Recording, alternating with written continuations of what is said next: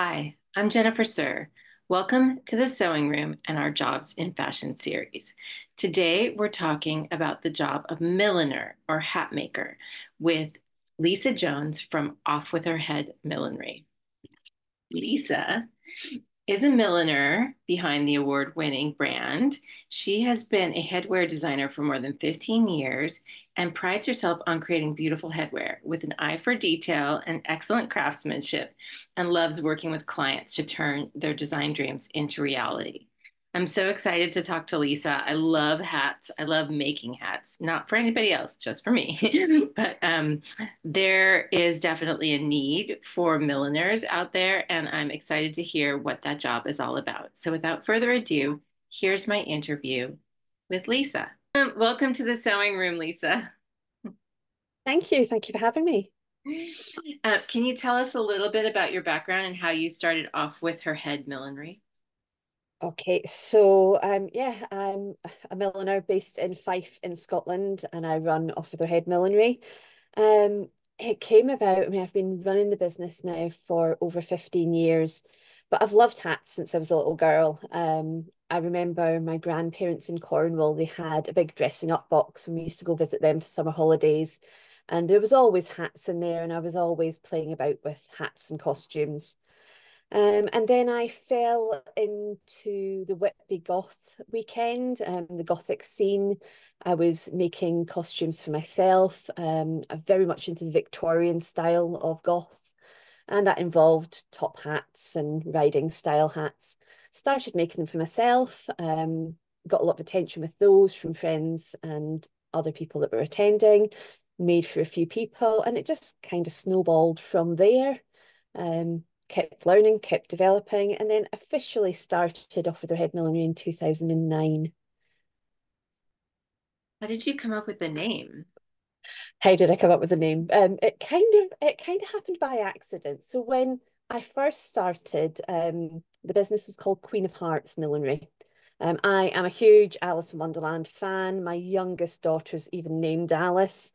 Um, and I wanted something that reflected that. So I went with Queen of Hearts. I've always been a fan of the Disney villains rather than the princesses. So I went with that. But when I'd gone to buy the domain name, I couldn't get Queen of Hearts. So I went with Off with Her Head because it's what she says. And I'd been at an event and we were mislabeled on all the promotional materials because of our domain name. So everywhere had Off with Her Head Millinery. And it just kind of stuck. People would come up and say, "Oh, it's such a clever name. It really sticks in the mind." And that was it. After the one event, it was like, business names changed. We're definitely going with Off with Her Head Millinery. That's great.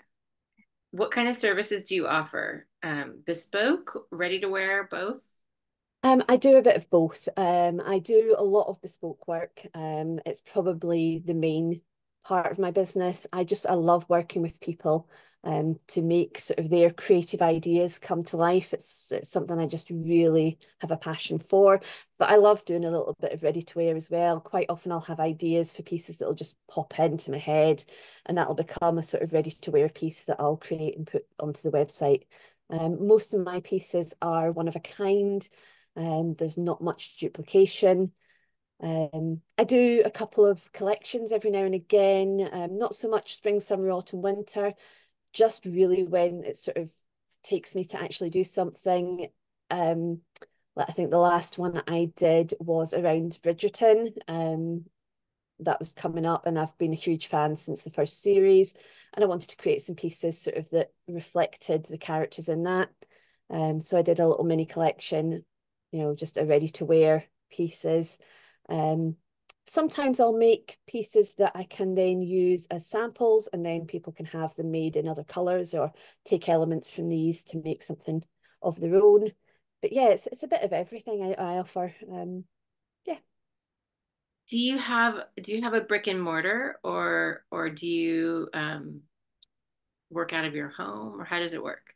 I work from my home studio, so I'm very lucky that we have what was our dining room has been co-opted as my little home studio at the back of the house. It's got lovely natural light with a big window to the side of me, so it's a nice little place to work from. And people quite often come and see me in my home studio here by appointment. But I've also got the online presence as well, so I've got the website. That's great.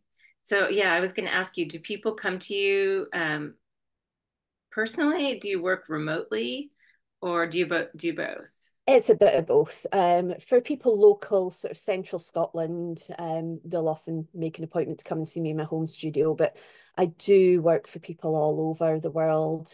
So quite often there's remote consultations and things as well. Cool. How do clients find you and how do you find clients?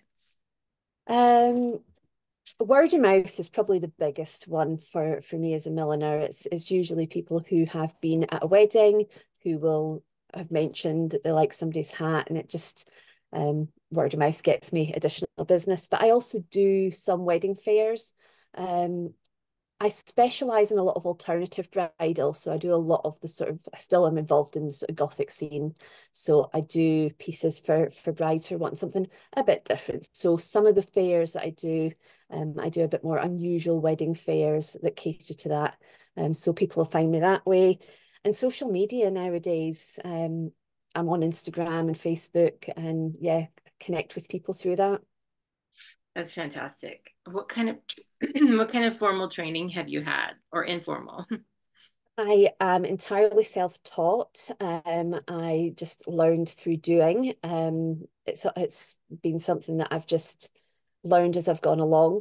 I will say in recent years, though, I think one of the positives from the COVID years is a lot of established milliners have started offering training bundles and courses online. So I've been very lucky to pick up some training with some milliners online, including Catherine Elizabeth, her Millinery and Business Academy. I've been part of that since 2020 when she started doing the online training. So that's really my only training has been sort of the online things through that. But otherwise, it's just been a case of learning, trying things, picking up and yeah, just having a go. So this wasn't on the list of questions, Mhm. but do people what kind of occasions do people wear hats for in Great Britain? So here in Great Britain, the biggest one is probably your weddings are still really popular. You still have specifically your mother of the bride and mother of the groom still will wear hats or headpieces of some kind. Not so much your wedding guests anymore, which is a bit of a shame, but there are still people out there who do like to finish an outfit with a hat. We've also got things like the races, Royal Ascot, Cheltenham. Near me, we've got Perth Race Course. Um, so we've still got sort of all the race occasions. Garden parties, we have the Royal Garden parties here down in London and in Edinburgh. So people will wear hats for those. Um, and from my perspective, I just like wearing hats for any occasion, and I'm keen to encourage people to wear hats because I think they do finish an outfit. Yeah. So do you go to any goth festivals? I used to do the Whitby Goth weekend twice a year. I haven't unfortunately done that for a number of years, just due to children. The festivals are run sort of the Easter and October holidays, but they're the English school holidays, so they don't really fit for my family anymore, which is a bit of a shame. But as they're getting a bit older, we might make a return to some of the goth festivals. How old are your kids? I've got a 14-year-old and a 10-year-old. Wow, wow, yeah. You got your hands Yeah. full. Yeah, at times, yeah, yeah. They can also be quite helpful though. They're very good at giving ideas and coming up with things for hats for me. So yeah, good imaginations. Oh, that's fantastic. Do you make your own hat bases or are they purchased?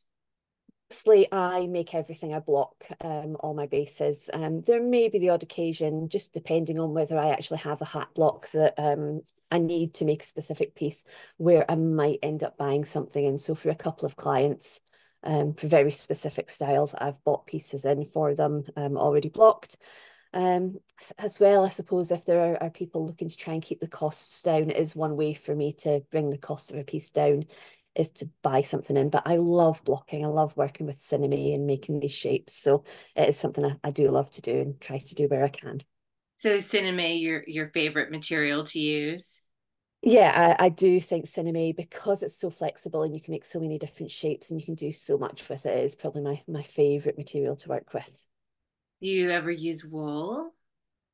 I do wool felt, yeah, yeah, wool felt we use a lot, sort of the winter, autumn, winter time. I block in a lot of wool as well. Yeah. Cool. What's your favorite kind of headpiece to make? I think in recent years, the sort of halo crown style, it's become really popular, and I've got a couple of really easy to use blocks that I find fantastic to use.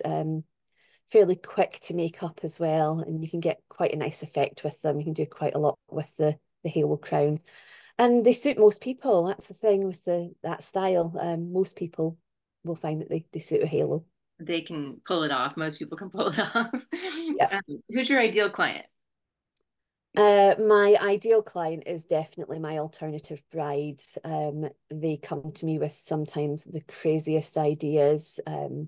They can be colourful, feathers, really into their sort of gothic with skulls, and yeah, they come with lots of amazing ideas, and I just love bringing those to life for them. It's great. What's the best way for people to connect with you? Probably the easiest way is to find me on Instagram. On Instagram, I am at OWHH Millinery.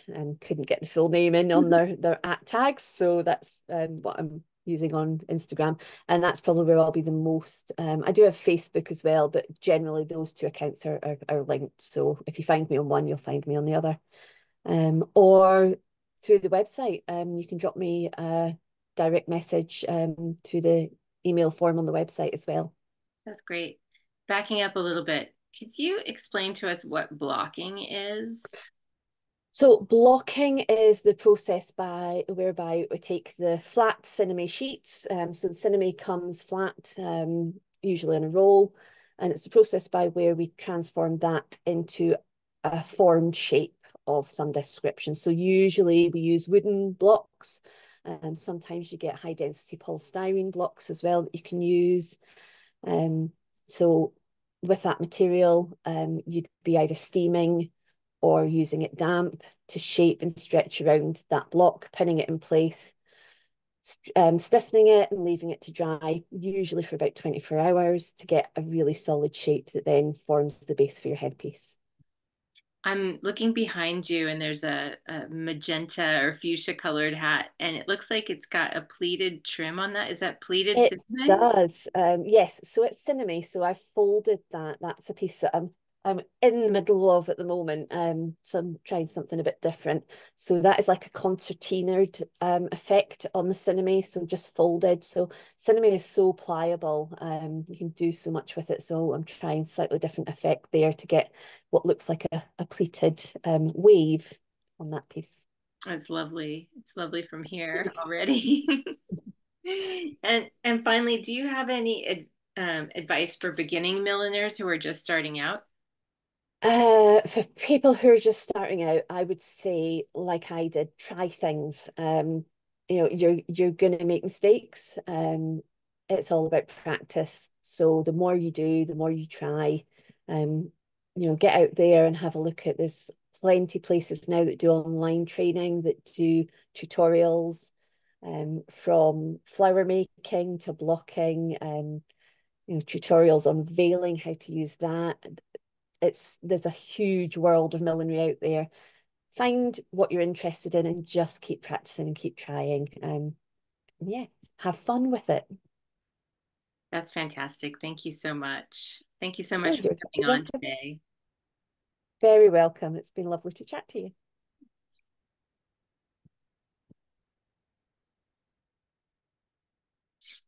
That was a great interview with LisaJones from Off with Her Head Millinery, who is based in Fife, Scotland, in the UK. what a creative job she has, and so exciting to learn more about the job of milliner. So we found out that Lisa's completely self-taught, just by trying things and practicing. And then during the pandemic, she was also able to join a few membership communities where she learned more skills online. She does all of her own blocking, which is the process by which the hat takes shape. Her favorite material to use is cineme because of its flexibility and and also a variety.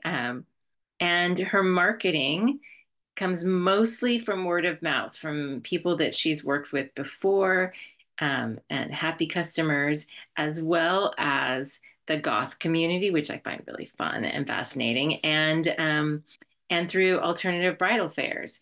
So her ideal client would be someone who is looking for who is an alternative bride, someone who's not going down the traditional path of bridal, but wants something a little different, maybe a little quirky and interesting. Um, and I think she would be perfect for that. So I've linked all of her website and contact information below in the show notes. If you like this video, please give us a thumbs up and hit subscribe. It really helps us out. And if you're interested in learning more about our fashion program at the Sewing Room, please visit our website at thesewingroomalameda.com/fashion-studies, all lowercase. Until next time, happy fashion, everyone.